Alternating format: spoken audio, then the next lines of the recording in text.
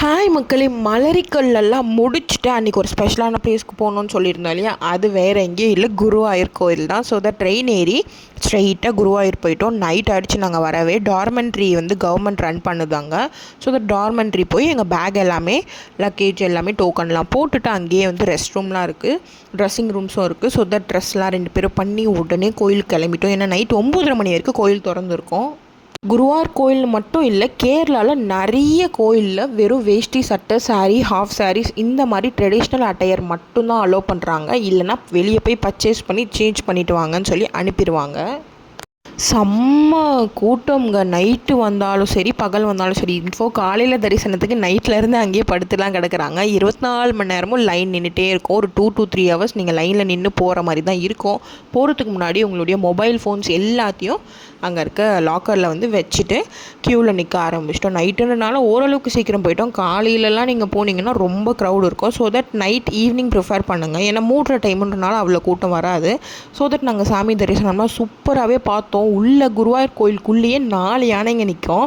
So அதெல்லாம் பார்த்துட்டு night வந்து ரூம் தேடி ரொம்ப நேரம் அலைஞ்சு அங்கே ரூமே கிடைக்காம அப்புறம் ஒரு சின்ன ரூம் எடுத்து தங்கி காலையிலையும் குருவாயூர் கோயில் பார்க்கலாம் அப்படின்னு சொல்லி நாங்கள் வந்து கிளம்பி பிளான் பண்ணி போயிட்டோம். இதுதான் அந்த வெளியே கோபுரம். இதுக்குள்ளே தான் நம்ம நைட் நடந்து போயிருப்பேன். நான் வீடியோவில் காட்டியிருப்பேன். இந்த 2 சைடுமே செம்ம கடைங்க. அவ்வளோ கடைங்க. ஹல்வா, கிருஷ்ணர் இது அந்த சாரீ எல்லாமே எக்கச்சக்க கடைங்க. அந்த கடையே நம்ம ஒரு நாள் ஃபுல்லாக சுற்றி பார்க்கலாம் போல் அவ்வளோ ஐட்டம்ஸ் வச்சுருந்தாங்க. ஸோ இந்த குட்டி கிருஷ்ணரும் எனக்கு வந்து கேரளா சாரீஸ் எல்லாமே நான் பர்ச்சேஸ் பண்ணியிருந்தேன். இந்த குட்டி குட்டி பாவாடை சட்டெலாம் எனக்கு ரொம்ப பிடிச்சிருந்தது.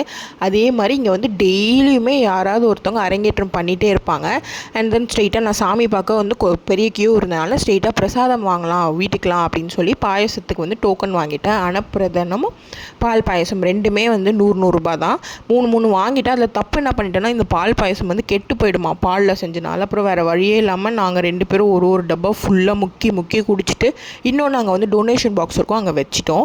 அண்ட் தென் குருவாயூர் கோயில் போயிட்டு காலெல்லாம் நினைச்சிட்டு அந்த தீர்த்தத்தை மேலெல்லாம் தெளிச்சிக்கிட்டு செம்ம கூட்டம். எங்கடான்னு போய் பார்த்தா அன்னதானம்மா. இவ்வளோ கூட்டம் தரிசனத்துக்கு கூட இல்லை, அன்னதானத்துக்கு இவ்வளோ கூட்டம். அங்கெல்லாம் நிற்க முடியாதுன்னு சொல்லிட்டு நான் வெளியே வந்துட்டேன். Kerala special for halwa and puppet. So அது எல்லாமே பர்ச்சேஸ் பண்ணிவிட்டு வீட்டுக்கு அங்கேருந்து ஒரு ஓணம் சத்யா சாப்பிட்லாம், ஒரு கேரளா மீல்ஸ் ஃபுல்லாக சாப்பிட்ணுன்னு சொல்லி பக்கத்தில் ஒரு வெஜ் ஹோட்டல். இங்கே வந்து நான்வெஜ் சுற்றி ஒரு 5 கிலோமீட்டர் வரைக்கும் எந்த நான்வெஜ் கடையுமே கிடைக்காது. ஃபுல் வெஜ்ஜு தான் அந்த சுற்றி. அது எல்லாமே சாப்பிட்டு முடிச்சுட்டு லாட்ரி வந்து ஏதாவது ஒன்று வாங்கலாம், நம்ம லக் எப்படி இருக்குன்னு சொல்லி பிரேம் ஒரு லாட்ரி வாங்கினார். நான் ஒரு கேரளா சாரி போய் திருப்பியும் பார்த்தேன்.